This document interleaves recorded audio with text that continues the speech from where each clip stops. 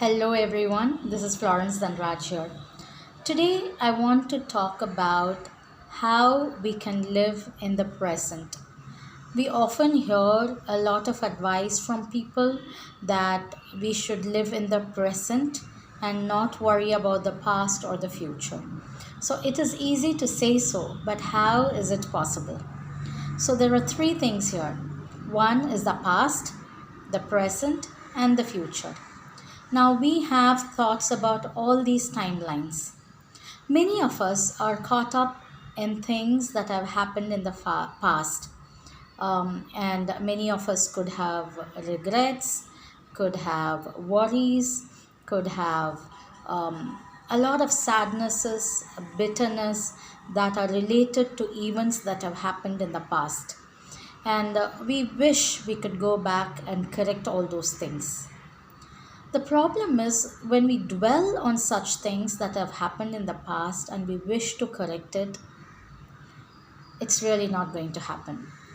Humanly, it is not possible to go back in the past and correct an action or correct an inaction or a sequence of events or whatever it might be. It's just not going to be possible, however badly we want it or however badly we wish for it. So, the only thing that we can do about an activity or an event or a sequence of things that happened in the past is to accept it and acknowledge it. So, accept in your mind that there's nothing at all possible humanly that we can go back and change that as something that has happened somewhere in the past. And the second part to that is to let it go. Once you accept it, in your mind you realize that this is an event that has happened and you have absolutely no control over it. So just let it go. There is nothing at all that you can do about it. So the next time you come or your mind forces you to think on that particular event or sequence of events or an inaction or an action, tell yourself, I have thought about it, I have accepted it, and I have let it go. I am not going to worry about it anymore. So this is a conscious decision that you have to do it. You may not be able to do it immediately, but over a period of time, if you start practicing this and make it a habit to worry about a thing in the past and you follow this procedure, again over a period of time you will see that the tendency of you to worry about something that happened in the past will gradually come down. So do try that about an event that has happened in the past. Now about the future. So again, there are a couple of things about the future. One could be a worry about the future, how a particular thing is going to happen, how are we going to buy a house, how are we going to fund the kids' education, how are we going to buy a car, or how are we going to do whatever we want to do. That could be a worry. The other thing is an uncertainty. Because we have absolutely no control about what can happen in the future, there is an element of uncertainty and a surprise, if you may call it, of an event that could happen in the future. So again, we are not going to gain anything at all worrying about something that could or could not happen in the future. Again, there are two things you can do about it. One is to plan as to how you want the future to look like. So in case of you want to build a house in the future, like within the next 5 years, you have to choose the locality, you have to see your budget, how can you plan bringing or generating that amount of money so you could do that in the future. So the first step to stop about worrying and something that's going to happen in the future is to plan.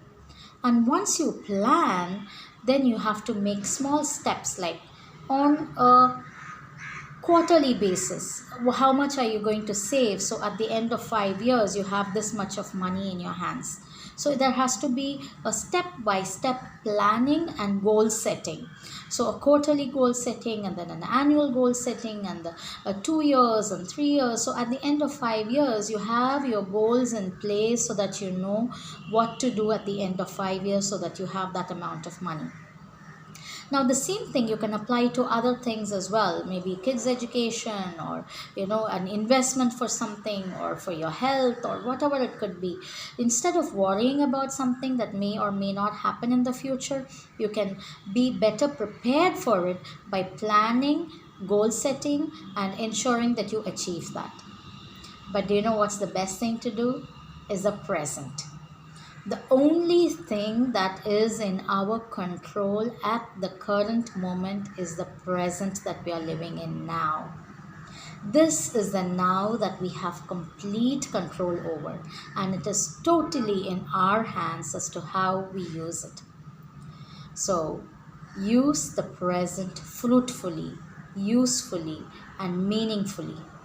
And also, I always tell anyone, and my daughters as well, the best time to live is the present. And the second mantra I keep telling them is, if you are not happy about what you have, or if you are not content with what you have in the current, right now, in this moment, if I am not happy, if I am not content with what I have right now, I will never be happy whatever I get in the future. So the secret mantra to plan and live a stress-free life is to live in the present, be happy with what you have, be content with what you have. Do not worry about the past, it is not going to change. If you need to worry about the future, do it fruitfully by planning ahead, goal setting, and ensuring you reach your goals. So, my dear ladies and friends, and all of you, please remember that the best time to live in is the current and the now. The best time is this moment now when you're listening to me. So make this speech an impactful one for yourself, and make sure you do follow this, and let me know if this is of any help to you. Thank you.